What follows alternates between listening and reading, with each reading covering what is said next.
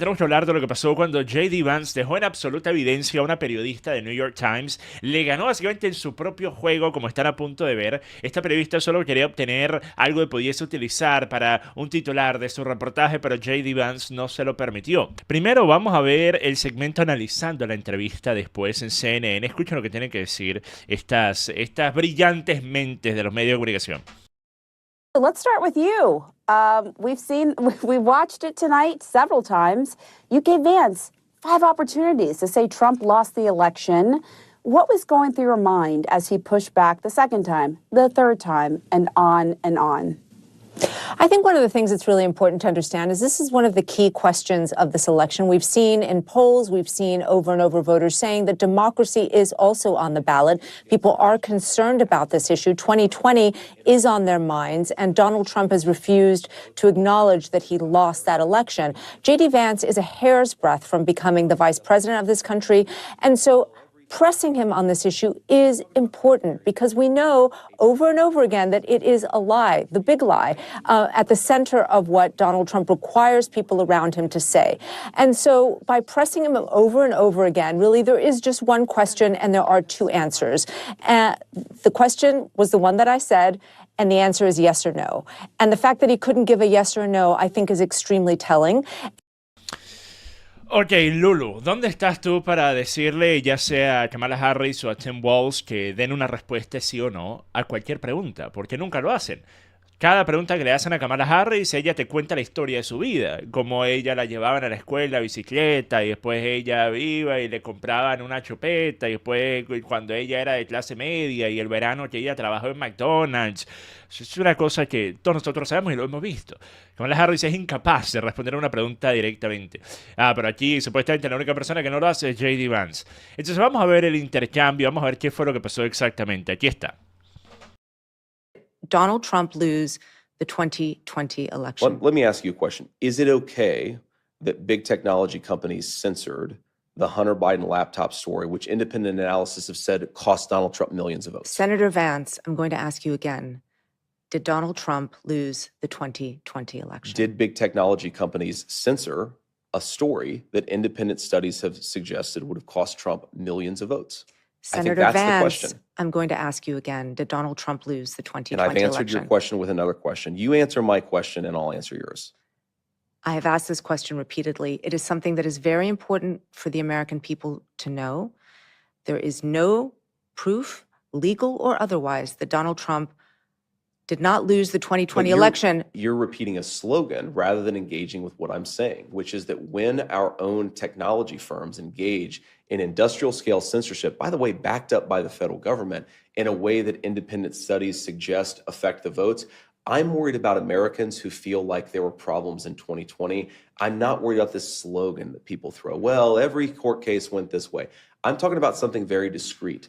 A problem of censorship in this country that I do think affected things in 2020, and more importantly, that led to Kamala Harris's governance, which has screwed this country up in a big way. Senator, would you have certified the election in 2020? Yes or no?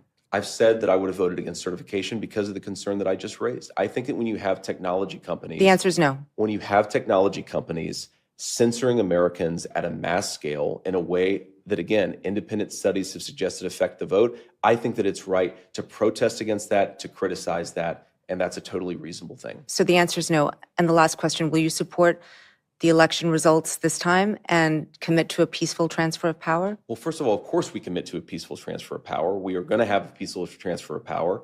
I, of course, believe that peaceful transfer of power is going to make Donald Trump the next president of the United States. But if there are problems, of course, in the same way that Democrats protested in 2004 and Donald Trump raised issues in 2020, we're going to make sure that this election counts, that every legal ballot is counted. We've filed almost 100 lawsuits at the RNC to try to ensure that every legal ballot has counted.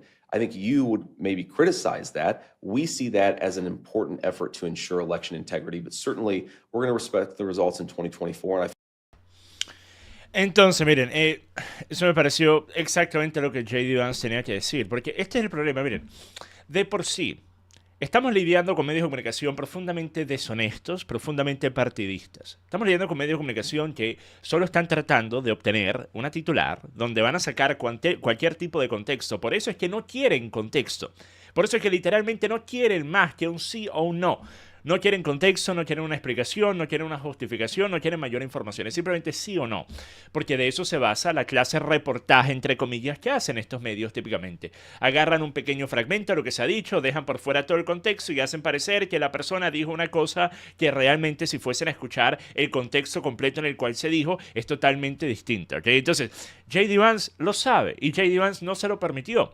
Por esto esta periodista Lulu se molesta tanto, ¿verdad? Y dice, sí o no, sí o no. Y JD Vance se pregunta, miren, ¿qué vino primero, el huevo o la gallina?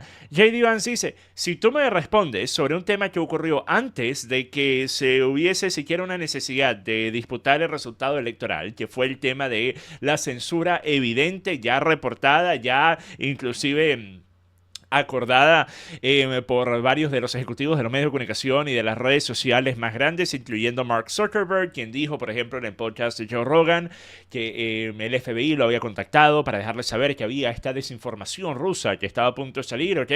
Entonces ya esto se ha aceptado, esto ya es algo demostrado, ¿ok? Entonces si te preguntan, ¿qué piensas sobre ello? ¿Piensas que eso estuvo mal? ¿Piensas que eso pudo haber influenciado el resultado?